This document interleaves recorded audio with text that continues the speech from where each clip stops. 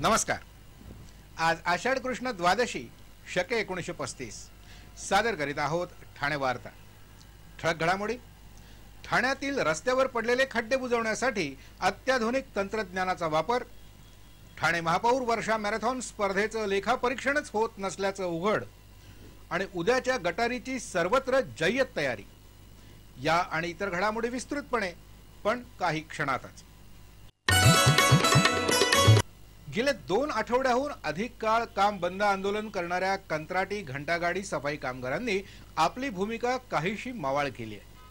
महानगरपालिका आयुक्तांनी आमच्या अध्यक्षांची चर्चा करावी, त्यानंतर आंदोलन मागे घेतलं जाईल अशी भूमिका त्यांनी आता घेतली आहे। काल एका पत्रकार परिषदेत त्यांनी ही भूमिका मांडताना ठाणेकरांना या आंदोलनामुळे झालेल्या त्रासाबद्दल ठाणेकरांची माफी मागितली आहे। गेल्या 19 जुलैपासून 1400हून अधिक कंत्राटी घंटागाडी सफाई कामगार समान कामाला समान वेतन मिळावं या मागणीसाठी काम बंद आंदोलन करतायत। या प्रश्नावर कामगार आणि पालिका प्रशासन ठाम असल्यामुळे हे काम बंद आंदोलन चिघळलंय। कामगार 3 दिवसात कामावर हजर न झाल्यास नवीन भरती करण्याचा इशारा पालिका आयुक्तांनी दिलाय।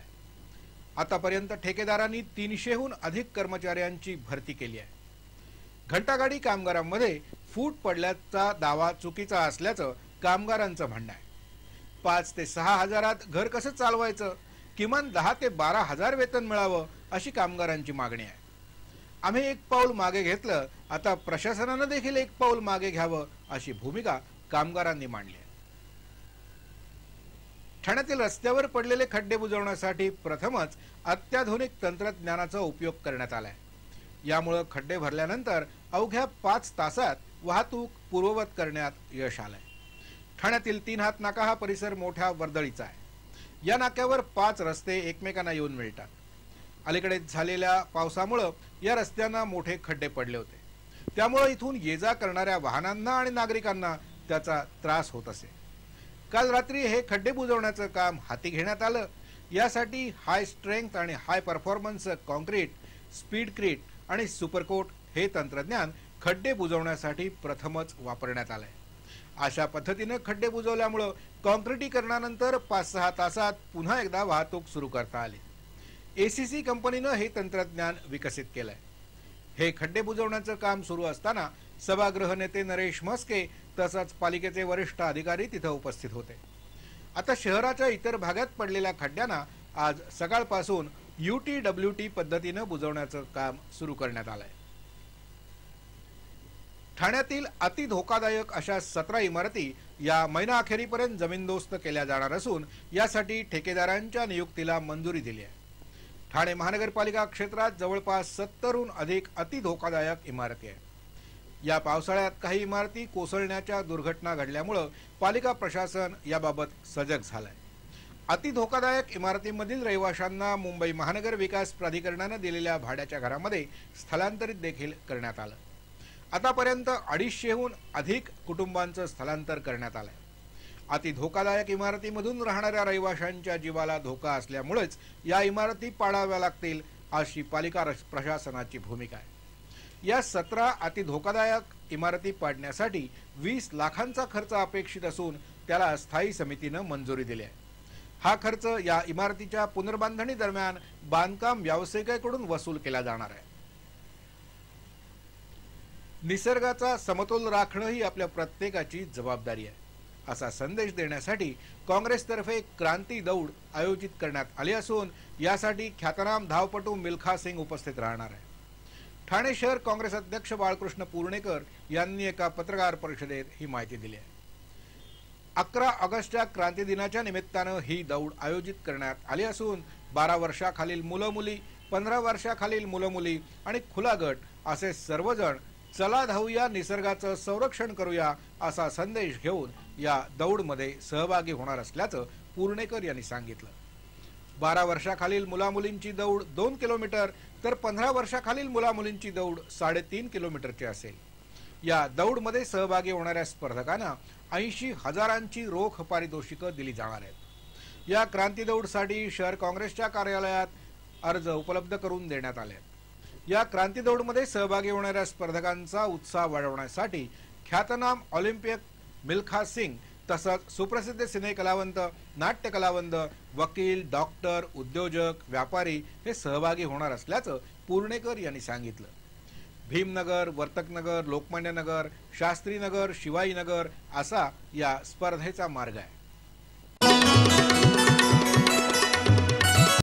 ठाणे जिल्हा ग्राहक तक्रार निवारण मंचानं ठाण्यातील शहा असोसिएटला षष्टी कोऑपरेटिव्ह हाऊसिंग सोसायटी सर्व कागदपत्र 3 महिन्याच्या आत द्यावीत तसंच नुकसान भरपाई म्हणून 50,000 रुपये देण्याचे आदेश दिले. ठाण्यातील शहा असोसिएट्स कडून सृष्टी कोऑपरेटिव्ह हाऊसिंग सोसायटीच्या सभासदांनी फ्लॅट्स खरेदी केले होते. पण या फ्लॅटची कागदपत्र म्हणजे इमारतीचं हस्तांतरण करून न देणं, पूर्ण भोगवटापत्र न देणं, बिगर शेती कर पावत्या न देणं, वीज मीटर अनामत रकमेच्या पावत्या न दिल्यानं सृष्टी कोऑपरेटिव्ह हाऊसिंग सोसायटीचे शहा असोसिएट्सच्या विरोधात 1 लाख रुपये नुकसान भरपाई आणि 50,000 रुपये तक्रार खर्च म्हणून द्यावेत अशी मागणी करणारा दावा ग्राहक मंचाकडे दाखल केला होता. ग्राहक मंचाचे अध्यक्ष उमेश जावळीकर यांनी हा दावा अंशतः मान्य करून तो सर्व कागदपत्र 3 महिन्याच्या आत द्यावीत, अन्यथा प्रतिदिन 1,000 रुपये दंड तसंच नुकसान भरपाई आणि तक्रार खर्चासाठी 50,000 रुपये 3 महिन्याच्या आत देण्याचे आदेश दिले आहेत. जव्हारमध्ये जमिनी खालून येणाऱ्या मोठ्या आवाजामुळे जव्हार आणि आजूबाजूच्या परिसरातील नागरिक धास्तावले असून याबाबत काही ठोस उपाययोजना केली जावी अशी मागणी होती आहे. गेल्या वर्षीपासून जव्हार आणि आजूबाजूच्या परिसरात जमिनी खालून मोठे आवाज येत आहेत. गेल्या वर्षी देखील जुलै ऑगस्टमध्ये अशा आवाजांनी या परिसरातील नागरिक अतिशय घाबरले होते. यंदा देखील जून जुलैमध्ये असे आवाज जमिनी खालून येत असल्यामुळे रहिवासी धास्तावले आहेत. गेल्या वर्षी ऑगस्ट महिन्यात मुंबईच्या पवई IITतील भूगर्भ तज्ज्ञांना तिथे पाचारण देखील करण्यात आलं होतं. त्यांनी जव्हारमध्ये भूकंप मापन यंत्र बसवलं होतं. दिल्लीतील भूगर्भ तज्ज्ञांनी देखील या आवाजाचा शोध घेण्याचा प्रयत्न केला होता. त्यांनी अत्याधुनिक भूकंप तीव्रता मापन यंत्रणेचा वापर करून 24 तास लक्ष ठेवून तिथे अभ्यास केला. पण येणारे आवाज हे भूकंप नसून भूगर्भात होणाऱ्या बदलामुळे स्फोटासारखे आवाज येऊन धक्के बसत असल्याचा अहवाल जिल्हाधिकाऱ्यांना त्यांनी दिला होता. जव्हार आणि आजूबाजूचा परिसर हा भूकंप प्रवण क्षेत्रात येत नाही असा निर्वाळा दिल्लीतील भूगर्भ तज्ज्ञांनी त्यावेळी दिला होता. त्यामुळे या परिसरातील नागरिक काहीसे तणावमुक्त झाले असतानाच पुन्हा यावर्षी देखील असाच अनुभव येऊ लागल्यानं जव्हारमधील नागरिक धास्तावले आहेत. जव्हार इथं भूकंप मापन यंत्र बसवण्याबरोबरच या प्रश्नावर कायमस्वरूपी मार्ग काढण्याची मागणी केली जाते. धार्मिक दृष्ट्या महत्त्वाच्या मानल्या जाणाऱ्या श्रावण महिना आता तोंडावर आला असून मांसाहारी आणि दारूचे शौकीन असलेल्या मंडळींना मात्र उद्याच्या गटारीचे वेध लागले. येत्या मंगळवारी आषाढ अमावस्या असून बुधवारपासून श्रावण मास सुरू होत आहे. पण मांसाहार आणि दारूचं शौकीन असलेल्या मंडळींना तसंच श्रावण भाद्रपदामध्ये मांस मच्छी न खाणारी मंडळी आषाढ अमावस्येच्या आधीच्या रविवारी गटारी साजरी करतात. साधारणतः रविवारी युवक मंडळींचा कल गटारी साजऱ्या करण्याकडे असतो. रविवारी सुट्टी असल्यामुळं आता पुढे 2 महिने अभक्ष तसंच अपेयपान करण्याचं नसल्यानं उद्याच्या गटारीची सर्वत्र जय्यत तयारी सुरू आहे. गटारीसाठी काय करायचं याचे आराखडे तिथं तयार केले जात आहेत. कुणी मांसाहारामध्ये काय बनवायचं तर कुणी अपेयपानासाठी कुठे बसायचं याच्या तयारीत आहेत. मांस विक्री करणाऱ्या दुकानांनी उद्याच्या गटारीच्या पार्श्वभूमीवर कोंबडी तसंच बकऱ्याचे दर वाढवले आहेत. तर उत्पादन शुल्क विभागानं देखील भेसळयुक्त दारू विकली जाऊ नये याकडे लक्ष ठेवलंय. एकूणच उद्याच्या आनंदासाठी आजच तयारी केली जाते आहे. गेली 24 वर्ष वाजत गाजत आयोजित केल्या जात असलेल्या ठाणे महापौर वर्षा मॅरेथॉन स्पर्धेला देणगीपोटी येणाऱ्या कोट्यावधी रुपयांचं लेखापरीक्षणच होत नसल्याचं उघडकीस आलंय. ठाणे महानगरपालिकेच्या काल झालेल्या स्थायी समितीच्या बैठकीत 25 ऑगस्टला होणाऱ्या 24व्या मॅरेथॉन स्पर्धेसाठीच्या 35 लाखांच्या खर्चाचा प्रस्ताव मंजुरीसाठी आला होता. त्यावेळी राष्ट्रवादी काँग्रेसचे नगरसेवक नजीब मुल्ला यांनी मॅरेथॉन स्पर्धेसाठी येणाऱ्या देणग्यांचं लेखापरीक्षण होत नसल्याची बाब सभागृहाच्या निदर्शनास आणून दिली. वर्षा मॅरेथॉनसाठी वेगळं खातं आहे का असा प्रश्न त्यांनी यावेळी उपस्थित केला. मॅरेथॉन स्पर्धेसाठी अव्वाच्या सव्वा खर्च केला जात असल्याचा आरोप त्यांनी यावेळी बोलताना केला. बाजारामध्ये फ्लेक्स आणि प्रिंटिंगचा खर्च प्रति चौरस फुटाला केवळ 10 ते 11 रुपये असताना महानगरपालिका यासाठी तब्बल 60 रुपये मोजत असल्याचा आरोप त्यांनी केला. एकूणच ठाणे महापौर वर्षा मॅरेथॉन स्पर्धेवर होणाऱ्या खर्चाबाबत गोंधळच असल्याचं दिसून आलं.